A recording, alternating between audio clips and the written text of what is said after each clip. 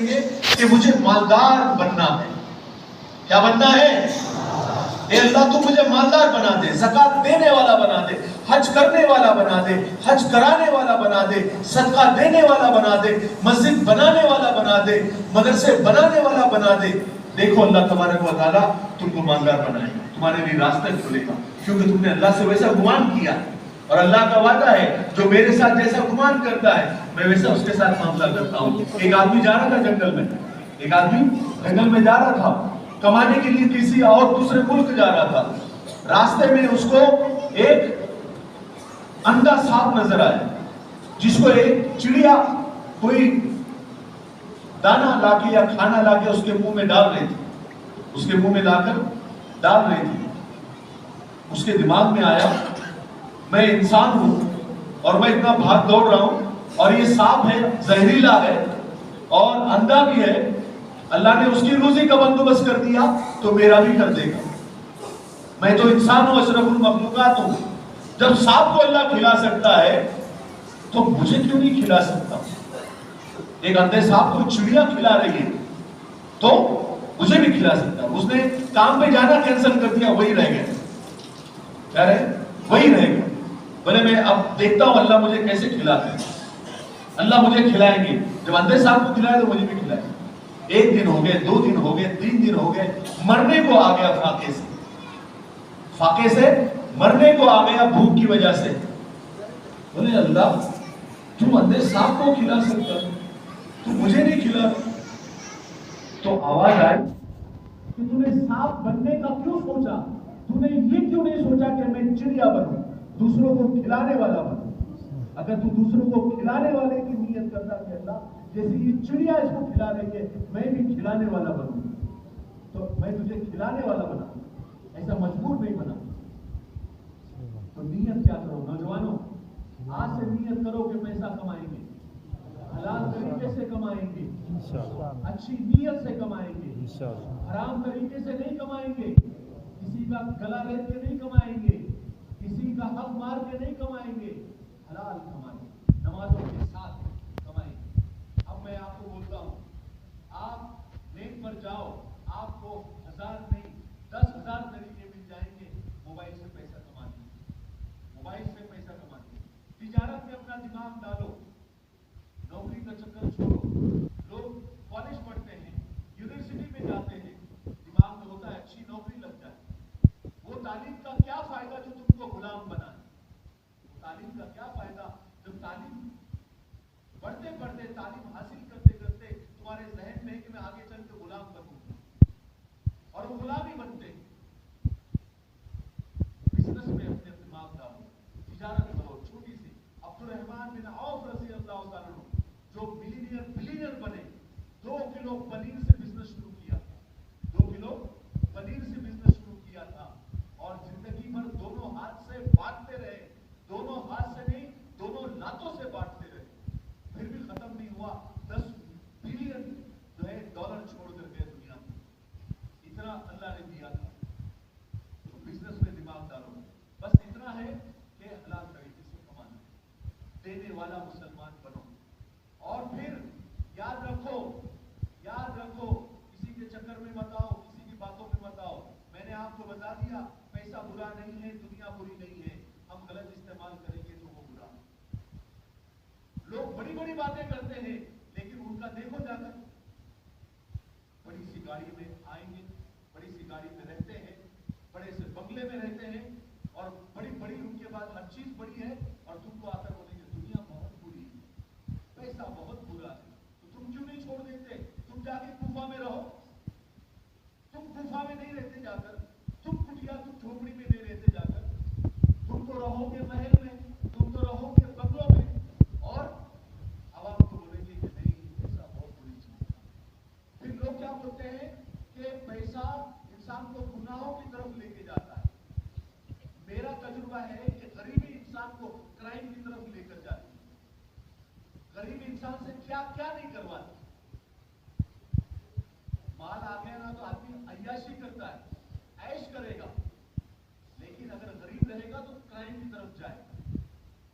ارے بات صحیح ہے کہ غلط ہے؟ سہمت ہے کہ نہیں آپ لوگ کہ میں بول رہا ہوں؟ नहीं, सही बात बता रहा हूं।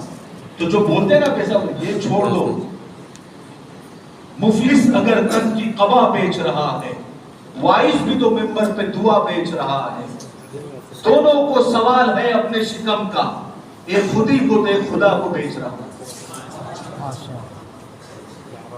तुम नौजवानों, मैं आज से तुमको बता के जा रहा हूं, आज जो तुम्हारी हालत है 5 साल के बाद हालत बदलनी चाहिए। आज अगर तुम्हारी एक दुकान है तो 5 साल के बाद 4 दुकानें होनी चाहिए।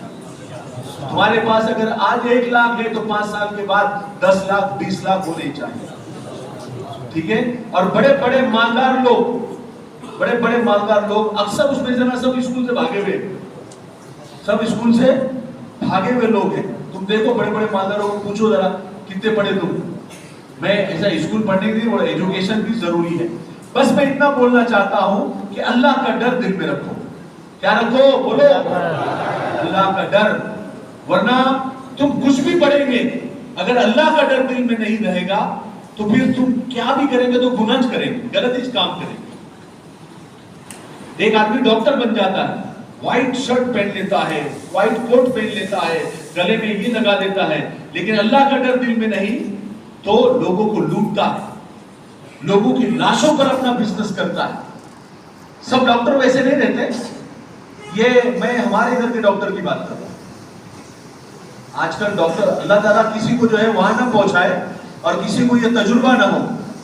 मुझे असल में तजुर्बा इसलिए है कि हमारे अब्बा का 5 साल पहले इंतकाल हुआ, हमारी अम्मी का 1.5 साल पहले इंतकाल हुआ, तो 2-3 महीने हमारे दवाखाने में गुजरे। अल्लाह अकबर, ऐसा खतरनाक तजुर्बा हुआ।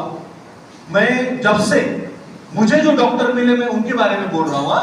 नहीं तो आप बोलेंगे कि अरे यहाँ के डॉक्टर बहुत अच्छे रहेंगे, बहुत अच्छे माशाल्लाह, अल्लाह उनको अच्छा। लेकिन मुझे जो डॉक्टर मिले ना वो कसाई थे, कसाई। क्या थे? हाँ, कमेले में तो भी कसाई समझ में आता कि इसके हाथ में छुरा है और खून टपक रहा है, लेकिन दवाखाने में तो समझ में नहीं आता। हालांकि वो कसाई रहता, लेकिन वो डॉक्टर बन के घूम रहा है। कितना बेवकूफ बनाते, कितना लूटते। पहले एक हकीम जो है ना इसे नब्ज देखता था। अरे सही बात है कि हमारे पुराने जो बुजुर्ग है, नब्ज देखता था हकीम और इलाज बता देता था और इंसान अच्छा भी हो जाता था। आज डॉक्टर के पास जाओ आप लोग, सबसे पहले तो आपको 10 टेस्ट लिख के दे देंगे। क्या करेगा? और फिर क्या बोलेगा? फलानी जगह से ही जाकर चेकअप कराओ, वहां की रिपोर्ट क्लियर आती है। क्या बोलते हैं? हालांकि ऐसा नहीं रहता, वहां का कमीशन क्लियर आता। अगर क्या होगा? वहां का कमीशन क्लियर है।